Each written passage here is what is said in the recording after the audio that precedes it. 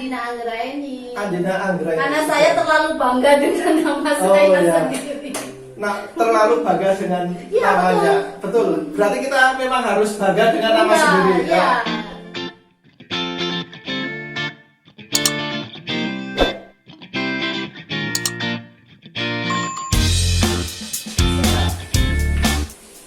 Sebelumnya, Assalamualaikum warahmatullahi wabarakatuh. Waalaikumsalam warahmatullahi wabarakatuh. Ya, terima kasih. Ini Bu Andin ya. Iya. Nah, hari ini Pak Rian ditemani oleh Bu Andin.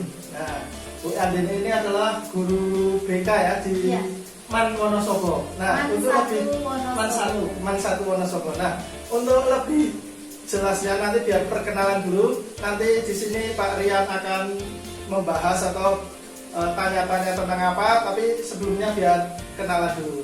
Oke. Bu Andin, untuk perkenalan dulu, monggo. Hai, perkenalkan nama saya Andina Anggraeni, biasa dipanggil di Man itu Bu Andin. Saya ngajar di Man 1 Wonosobo sebagai guru BK. Mungkin singkat saja perkenalannya Pak Rian. Ya, terima kasih perkenalannya Bu Andin. Nah, kita akan sharing ya, ngobrol ini. Nah, katanya Bu Andin ini salah satu guru BK yang disenangi oleh para siswanya. Dalam artian para siswa itu apa ya? Sangat terbuka ketika punya masalah, sering ya cerita. Nah, itu seperti apa Bu? Apa betul? Ya, kadang-kadang siswa juga sering cerita dengan saya. Kan saya mengampu kelas 10 ya Pak Rian. Ya. Tapi tidak jarang juga kelas 11 atau kelas 12 juga itu sering cerita-cerita sama saya. Ya, ada yang cerita tentang pendidikan yang lebih lanjut, atau kadang dia juga menceritakan tentang permasalahan yang dia sedang hadapi, tidak saja masalah keluarga, atau kadang yang lebih sering itu masalah percintaan. Iya. Nah, kemudian masih muda juga, Iya, jadi kan jiwa mudanya masih terasa. Ya, jadi anak-anak itu senang gitu ya, seperti teman sendiri gitu ya. Betul. Nah, apa ya, dicontohkan mungkin boleh satu contoh tanpa menyebut inisial ataupun nama siswa ya, secara global saja. Contoh satu permasalahan yang mungkin apa ya, sangat menarik ini untuk bisa kita bahas di sini. Seperti apa Bu? Kalau masalah tergantung nih, permasalahannya kan biasa ada yang kadang tidak cocok dengan teman sekelasnya, tapi yang paling sering itu ya hubungan antara lawan jenis gitu ya. Pacaran gitu? Yang enggak sih, cuman kan salah satu tugas perkembangan seorang remaja itu kan adalah mengenal lawan jenis. Nah, mungkin kan di usia remaja itu kan adalah usia di mana saat seseorang itu memiliki rasa tertarik dengan lawan jenis. Nah, kadang ada juga siswa yang cerita ke saya, mereka mencurhatkan sedang tertarik dengan siapa. Ya, kita sebagai guru BK itu kan harus mengenal ya Pak, mengenal tentang bagaimana siswa kita, latar belakang mereka, sehingga bukan siswa yang harus menyesuaikan guru BK-nya, tapi kita sebagai guru BK itu seperti punya rasa terpanggil untuk bisa memahami mereka. Jadi kita sebagai guru BK itu kadang harus menjadi guru yang mengasihkan, menjadi guru yang penuh perhatian, tapi terkadang juga kadang guru BK itu menjadi sosok yang mendisiplinkan siswa. Jadi diseimbangkan ketika kita menangani permasalahan tentang ketertarikan dengan lawan jenis, berarti kita harus bisa menjadi guru BK yang mengasihkan bagi mereka, yang bisa membuat mereka lebih terbuka, sehingga kita bisa mengarahkan mereka menuju hal-hal yang lebih positif. Tapi manakala siswa itu memiliki permasalahan pribadi yang biasanya kaitannya dengan keluarga, maka kita sebagai guru BK adalah menjadi guru yang perhatian, yang bisa memahami perasaan mereka, yang bisa memiliki empati, simpati, sehingga bagaimana kita memposisikan diri kita sebagai guru BK menjadi gimana ya, menanamkan ke siswa itu memiliki jiwa problem solving. Jadi bukan guru BK yang memecahkan masalah, tapi bagaimana cara kita supaya siswa itu bisa memiliki solusi terhadap masalahnya. Ya, cukup menarik ini ya. Ya, jadi intinya itu guru BK di sini tadi Bu Andin menyampaikan bahwa guru BK itu sebenarnya tidak memberikan apa harus seperti ini, tapi Ya. sebenarnya masalah itu siswa sendiri yang menyelesaikannya. Iya. Ya. Nah, jadi jangan sampai salah pengertian ketika datang ke guru BK, mesti guru BK akan memberikan penyelesaian masalahnya. Ya, sebenarnya menyelesaikan itu adalah siswanya. Guru BK hanya mengarahkan, membantu ya seperti teman.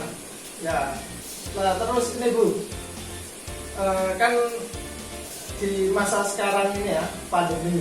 Nah, apakah masih para siswa itu ya dekat dengan Bu Andin ini untuk kan belum pernah tatap muka juga. Nah, apakah mereka bisa, maksudnya kita merangkul dimana walaupun tidak pernah ketemu tapi mereka bisa terbuka ataupun bisa mereka itu ya menyampaikan unek-unek dan masalahnya. Nah, itu seperti apa Bu? Kalau selama pandemi ini Pak Rian, pembelajaran di Man 1 Wonosobo itu kan menggunakan e-learning. Jadi sebagai guru BK saya juga mengisi di timeline e-learning gitu. Sehingga komunikasi pertama untuk mengawali dengan siswa kelas 10, karena kita memang tidak pernah bertemu, maka kita secara online, yaitu melalui timeline yang ada di e-learning. Sehingga di situ saya menuliskan. Jadi kan kalau di e-learning itu kan nanti ada kelas 10 IPA 1, IPA 2, IPA 3, IPS dan lain sebagainya. Terus kita memasukkan siswanya, mengundang siswa, dan di situ kita bisa nge-share nih, misalnya assalamualaikum, pertama kenalkan saya Bu Andin, guru BK kalian kelas 10. Ya, semacam menyampaikan informasi. Di situ saya juga Pengenalan awal lah. ya, perkenalan awal. Terus kemudian kita nge-share nomor HP. Terus kadang kita juga menyampaikan materi di e-learning, kita komen-komenan gitu, seperti aplikasi Facebook gitu loh. Dari situ kan bisa terlihat ya Pak, siswa mana yang aktif, siswa mana yang tidak. Terus kemudian di masa pandemi ini kita juga harus aktif. Guru BK itu tidak boleh pasif. Guru BK itu harus aktif, konsultasi dengan wali kelas, menanyakan apakah ada kendala ataukah ada yang harus diselesaikan gitu. Nah, terkait dengan pembelajaran online, karena kan yang namanya online gitu ya Pak, karena kan kasat mata gitu ya, nggak terlihat. Jadi misalnya ada siswa yang telat absen atau dalam hari itu tidak absen, nanti kita rekap. Terus misalnya banyak kekosongan absennya, BK dan wali kelas itu home visit ke rumah siswa gitu. Kita komunikasi dengan keluarga, kita komunikasi dengan siswanya, kendala apa, hambatan apa yang dihadapi, kok absennya nggak lancar ya gitu, tugasnya banyak yang tidak selesai. Dari situ kan kita bisa tahu latar belakangnya, dan dari situ juga kan siswa juga mulai mengenal kita. Iya. Ya. Kemudian Bu, ini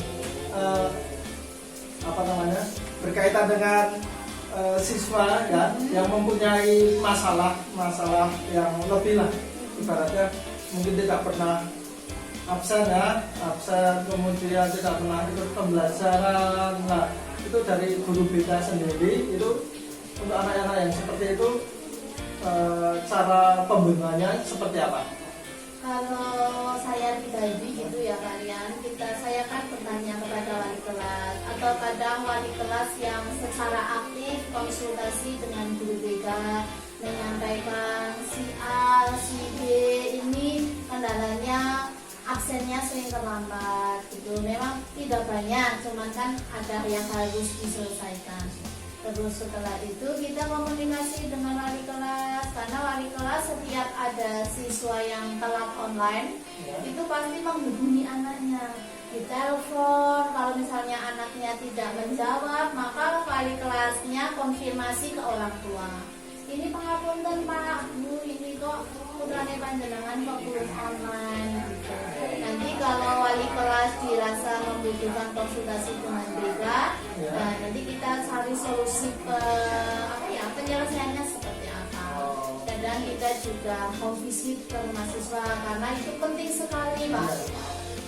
Salah satu kegiatan pendukung di dalam bimbingan konseling itu adalah layanan home visit.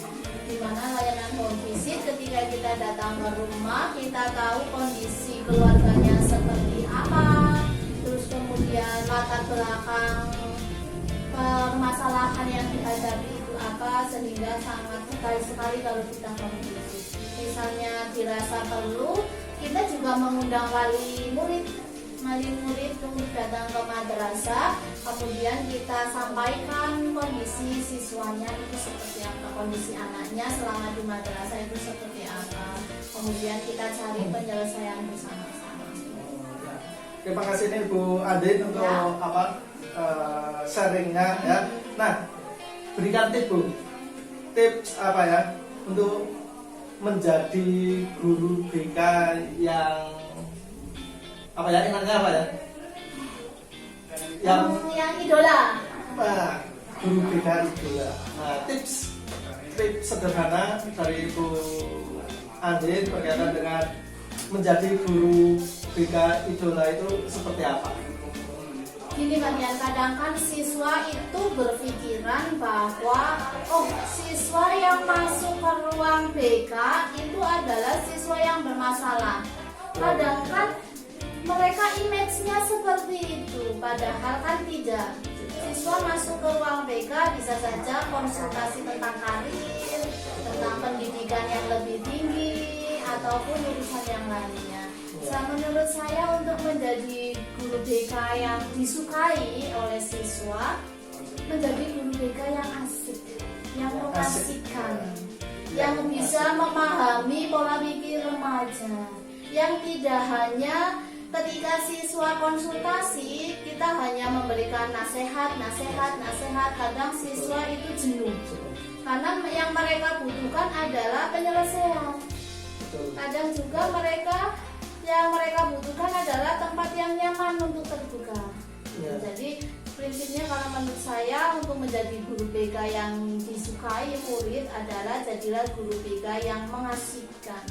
Jangan sampai murid lihat kita itu sudah guru BK-nya serem. Jadi kalau saya secara pribadi itu sering komunikasi dengan siswa itu sering bercanda, yang mengasihkan, ya kadang kita menjadi guru BK yang asik lah buat mereka.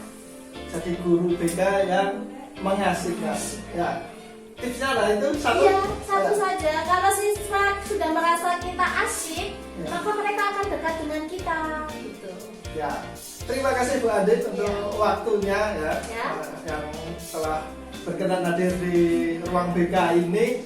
Nah, terakhir Bu, seperti biasa nih berkaitan dengan bimbingan konseling. Ya. Satu kalimat, boleh terserah Bu Adit, berkaitan dengan bimbingan konseling. Boleh satu kalimat apa tentang bimbingan konseling? Bisa disampaikan. Bimbingan konseling, satu kalimat. BK adalah sahabat siswa. BK adalah sahabat siswa. Ya. Terima kasih Bu Adit atas kehadirannya. Mudah-mudahan apa yang kita bicarakan hari ini punya sharing hari ini bisa menjadi contoh yang lain. Siapa tahu juga besok-besok podcast pun bisa untuk konseling. Ya. Oke. Ya, konseling individu ataupun konseling kelompok, mungkin kita pun juga bisa dibuat podcast ya. Iya. Nah, dengan mungkin dengan masalah-masalah umum, karena di BK ada yang namanya asas kerahasiaan. Jadi hal-hal yang bersifat pribadi, rahasia dari konseling atau individu ataupun siswa itu tidak bisa serta merta diekspos. Ya, Nah, karena ada batasannya. itu ada kode Jadi, etiknya ya Pak. betul. Jadi kita hanya membicarakan hal-hal yang umum saja. Nah ini juga podcast kita hari ini salah satu layanan BK loh Pak Rian. Betul. Kolaborasi Kolaborasi. antara BK MAN 1 dengan BK SMK 1. Nah, mungkin bisa untuk jadi contoh teman-teman Ya. yang lain ya. Mhm. Tidak usah takut untuk kita itu berkolaborasi. Ya. Ya, jadilah guru BK yang kreatif, inovatif. Tidak usah malu, tidak usah gengsi dengan profesi guru BK. Kita mantap saja. BK itu serba bisa, apapun bisa dilakukan. Tetap semangat semuanya. Salam sehat dan Salam. bahagia. Ya, terima kasih Bu Ani. Oke, sama-sama, Pak saya Rian. di sini. Oke, cukup sekian dari Ya. kami ya. Mohon maaf kalau ada kurang dan lebihnya. Mungkin lain waktu bisa Ya. disambung lagi dengan materi ataupun pembicaraan yang lain. Oke. Nah, terima kasih. Jangan lupa Pak Rian, Apa? subscribe channel Oh, YouTube saya. betul. Ya. Subscribe Promosi. channelnya Bu Andin. Nah, Oke. nanti Pak Rian cantumkan di kolom deskripsi juga di videonya. Ya. Oke. Apa? Channelnya Channelnya Bu Andin. Andina Anggraini. Andina Anggraini. WA, Facebook ada? Mau dicantumkan sekalian? Instagramnya Instagramnya Andina Anggraini. Andina Anggraini. Karena saya terlalu bangga dengan nama Oh, saya ya. sendiri. Nah, terlalu bangga dengan Iya, namanya. Betul. Berarti kita memang harus bangga dengan nama Iya, sendiri. iya. Siap. Terima kasih, nanti Oke. saya akan cantumkan untuk channelnya dan juga Instagramnya. Terima kasih, cukup Oke, sama-sama, sekian Pak Rian. dari kami ya, dari Ya. saya dan Bu Andin. Oke. Saya akhiri, wassalamualaikum warahmatullahi wabarakatuh. Waalaikumsalam warahmatullahi wabarakatuh.